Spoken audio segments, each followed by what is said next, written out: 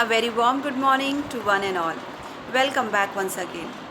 Students, in last video we have revised history chapter number 2, that is New Kings and Kingdoms. So in this video we are going to revise geography chapter number 3, Our Changing Earth. So this chapter I have already explained to you. So in this revision video we are going to discuss only important points regarding this chapter. So let's start. So students, in this chapter we have learned that forces active behind the changes on the earth. Second thing is the factors responsible for the changes of the earth's surface, like volcanic eruption, earthquake, work of wind, waves, etc. and etc. So let's first understand about the earth movement. So first of all, the first layer, or we can say the uppermost layer of the earth. So uppermost layer of the earth, crust. Clear? The uppermost layer of the earth, that means the crust. The crust of the earth is broken into the number of large and small plates. Clear? The crust of the earth broken into the number of large and small plates, and these plates are called lithospheric plates or tectonic plates. Lithospheric plate or tectonic plate. Clear? Now, there are 7 major or some minor plates. There are 7 major plates and some minor plates. These plates move extremely slowly inside the earth. So the movement between these plates occur due to the heat generated by the molten magma, which is present inside the earth, which also move in the cyclic manner. So this movement is called lithospheric or the tectonic movement. Clear? The movement between the plates occurred due to the molten magma.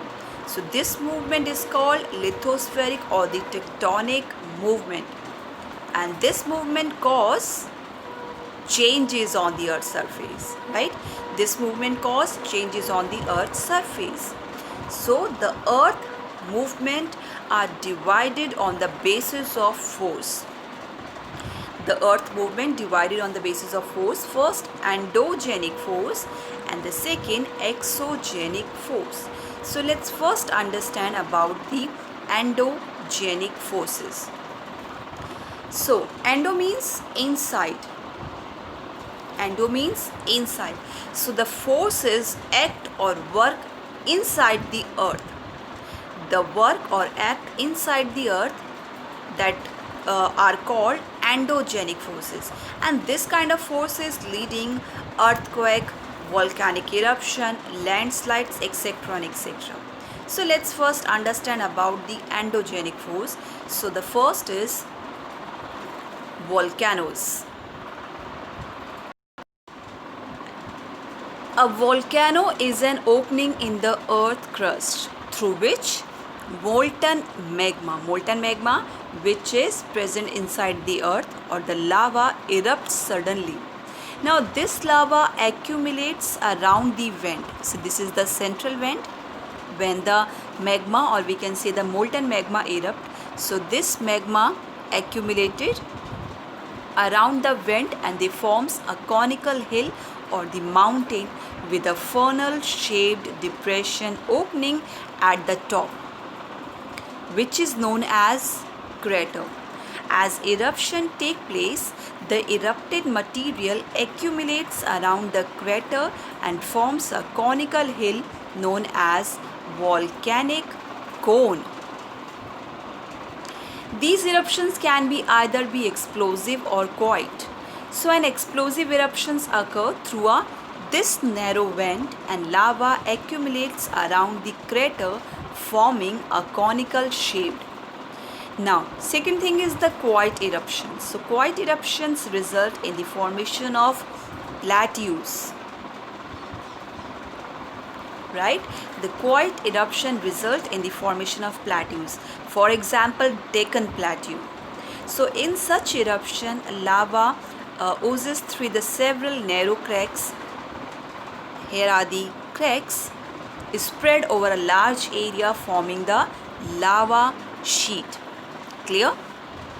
Now, the second example of the endogenic force, earthquake. So earthquake, that means the sudden vibration.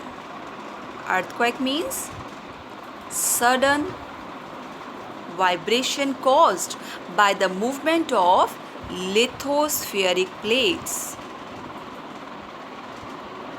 Clear?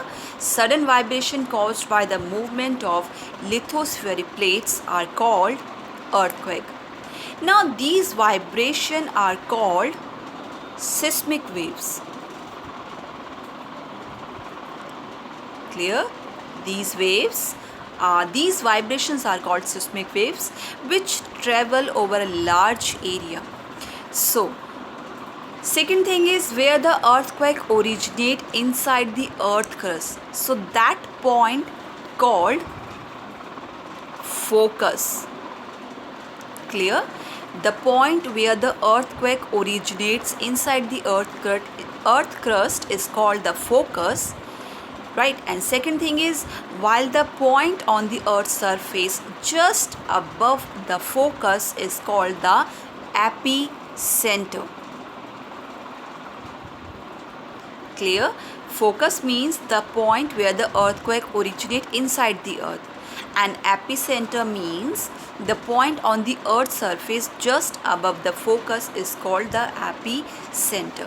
So basically the vibration that travel outwards from the epicenter as waves in all directions, causing the vast damage.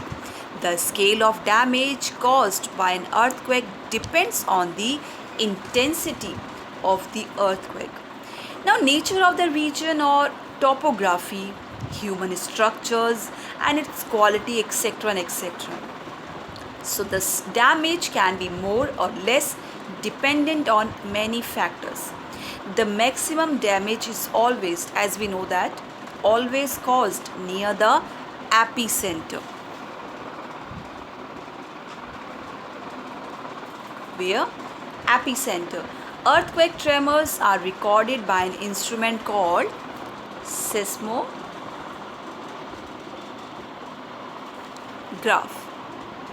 Clear?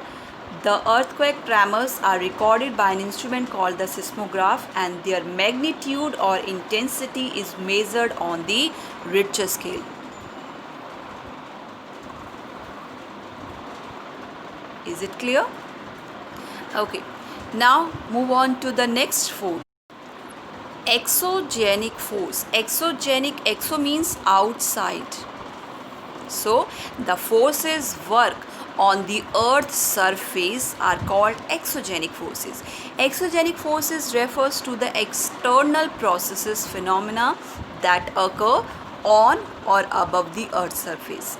Now their effect can be seen in the form of erosional and the depositional features of wind, water, and last one is ice. So let's understand about the exogenic force. So the first one is, as I said, basically their effect can be seen in the form of erosional and the depositional features of like depositional, weathering and the erosion. Okay, so let's first understand the meaning of weathering and the erosion. So weathering is the breaking up of the rocks on the earth's surface. Weathering, that means breaking of rocks into the smaller particles. Now second is erosion. Erosion process basically is the removal of solid, we can say the sediments, soil, rock and other particles in the natural environment, and it usually occurs due to the transport by the wind, water or ice. Clear? Okay. Now let's understand about the exogenic force. So first, work of river. So river are the most important agents of the degradation, and the work of river depend on two factors. First one is the volume of water.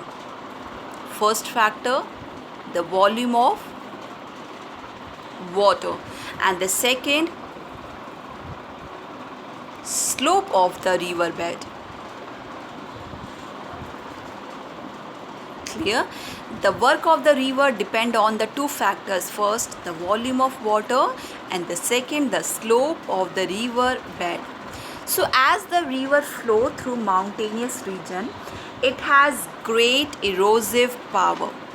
So here are the list of the features of the rivers. The following features are formed by the river. First, waterfall, meanders, oxbow lake, floodplain, leaves, and the last one is the delta. So let's understand how these features formed. So let's start with the first. So the common feature is formed, that is the eye-shaped valley. Deep, steep-sided valley are called gorges. When the river tumbles at steep angles over very hard rocks, so it forms waterfall. It forms waterfalls where the water plunges down from a great height. Waterfalls have great value as they help in generating hydroelectricity.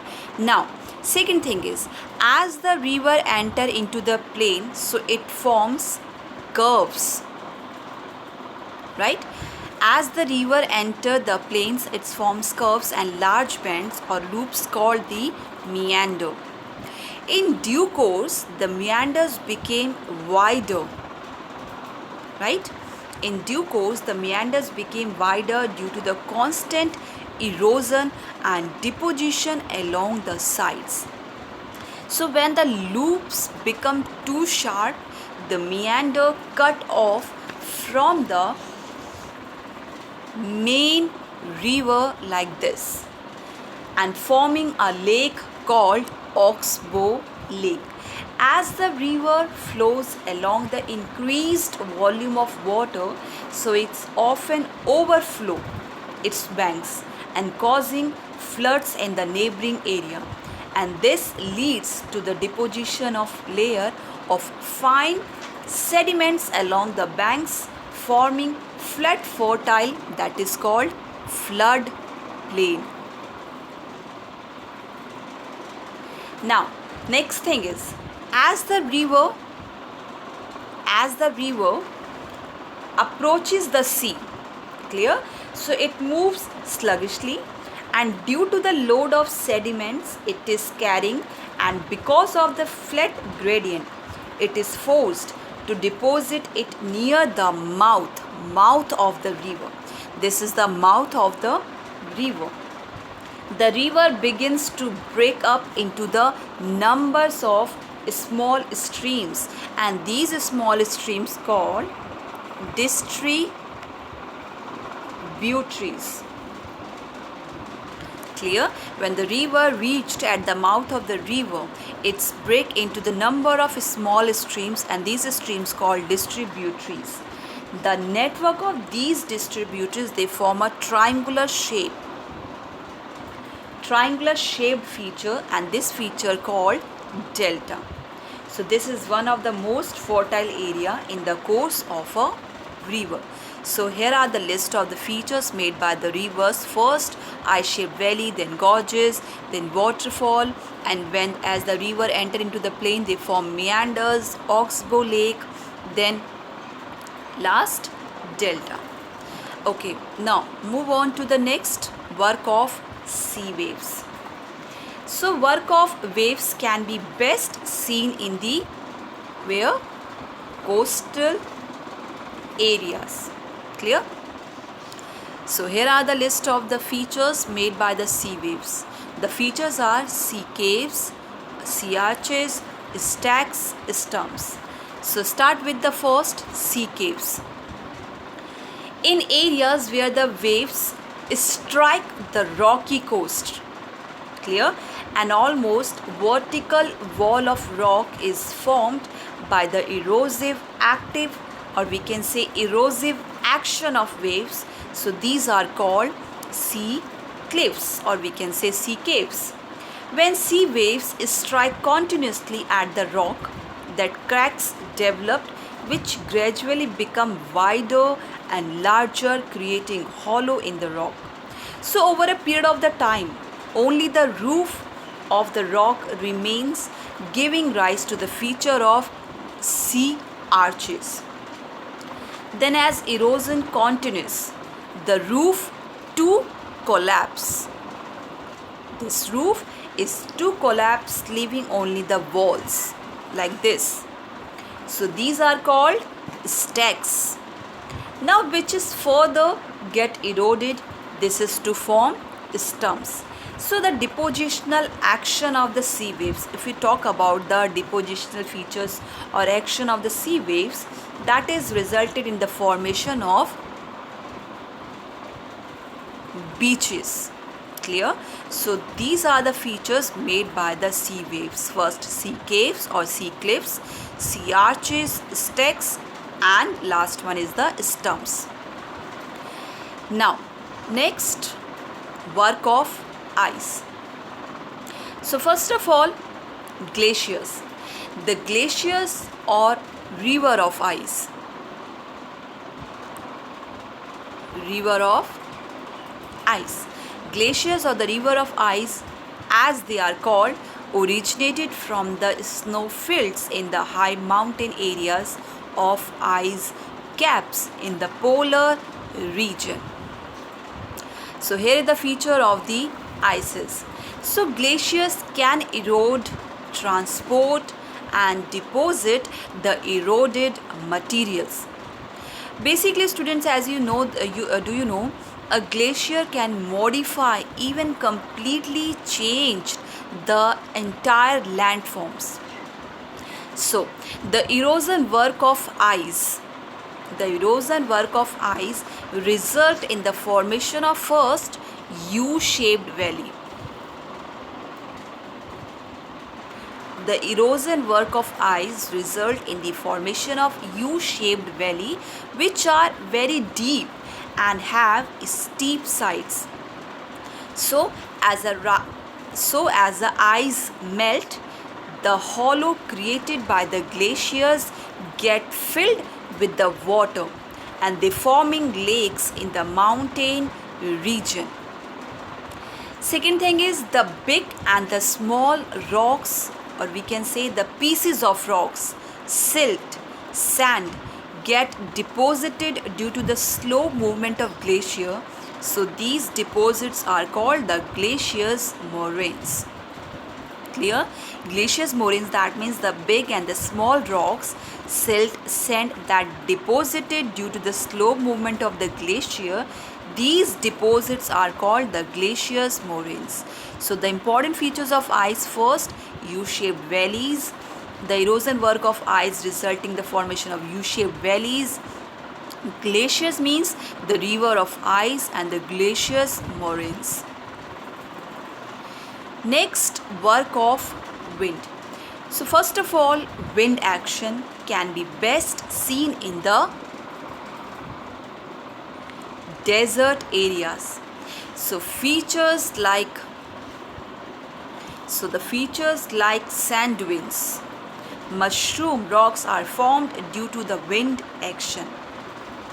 Now it is the wind which act as an agent of erosion and deposition which form these features. So let's understand the features of wind.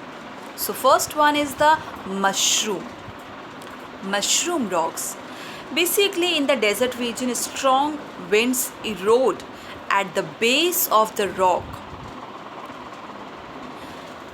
Strong winds erode at the base of the rock faster than the top, and gradually and slowly the base gets eroded from all the sides, leaving a narrower base as compared to the top. So the shape resemble a mushroom and such rocks are called the mushroom rocks. So it's look like this. Clear? These rocks commonly found in the Sahara Desert, that means mushroom rocks. This type of rocks commonly found in the Sahara Desert. Now as the wind blows with the great velocity,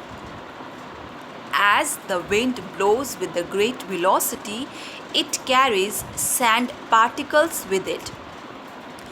When its speed decrease, so it drop and deposit the sand in the low hill-like structure like this. Clear? So the low-like structure called sand dunes. Clear? When its speed decrease, it drops and deposit the sand in the low hill-like structure called the sand dunes, and sand dunes are the hills of sand most commonly found in the desert region. Clear? Now next feature, a crescent shaped sand dunes. This type, a crescent shaped sand dunes is called barchan. Clear? A crescent shaped sand dune is called a barchan. When the winds carry the fine dust particles to far off area and deposit them in a humid region over a large areas, so they form loess. So extensive loess deposits can be found in China, the Pampas region of Argentina, and the Mississippi basin of USA. So is it clear the features formed by the wind action? First, mushroom rocks, sand dunes, and so here we have completed the revision of this chapter. Soon we will meet again. Till then, bye, have a great day and keep learning.